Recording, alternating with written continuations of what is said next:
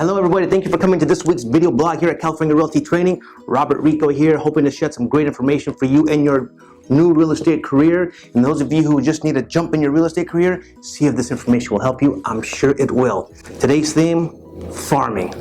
Now, I don't mean farming with a wheelbarrow and a shovel. I mean real estate farming and how important it is. But let's get something straight.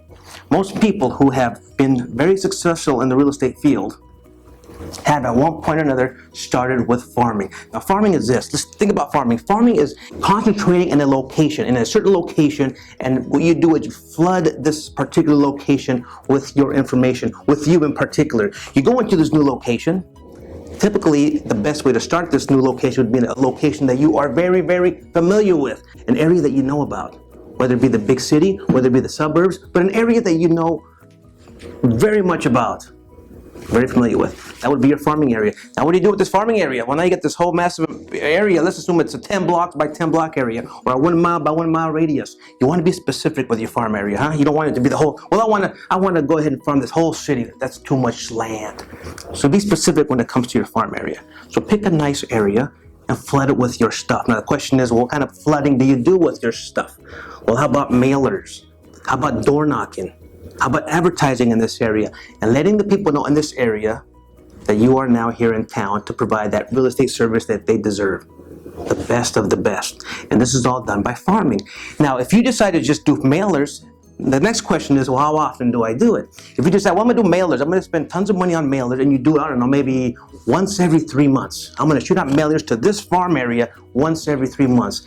Ladies and gentlemen, I'm here to tell you that once every 3 months isn't going to work. They're going to forget about you. So the whole idea is to do this. When it comes to farming, have a game plan.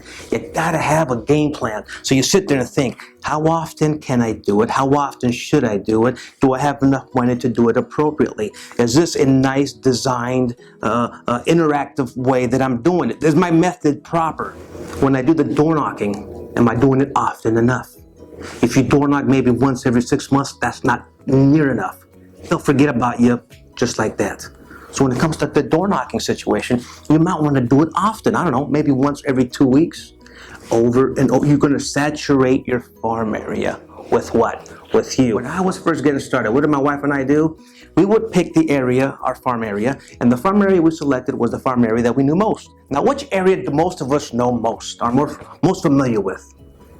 That's right, the area you live in. So we picked our area that we lived in, our neighborhood, as our farm area. And of course, we would send out mailers maybe every 2 weeks or whatnot. We would door knock that area maybe once every 2 weeks also.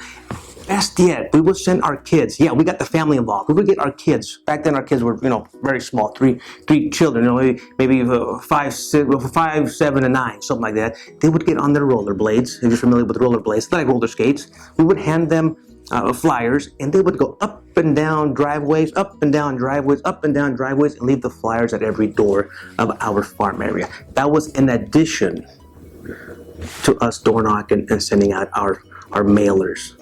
So there's different ways, strategies of farming your area. So let's get something clear here. You want to be successful right off the bat when you get your license? Do yourself a favor. Do what most successful real estate agents have done when they first started.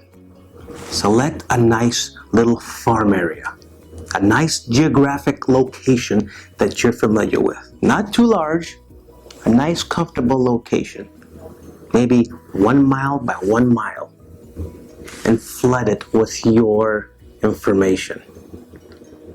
You do that, the neighborhood will know you. Before you know it, you'll become the neighborhood pro when it comes to real estate. Thanks for coming to this week's video blog. We hope to see you next week. If you have any suggestions or questions regarding our video blogs, do us a favor, Leave them right down below here at the comment section. We hope to see you next week. Have a great day.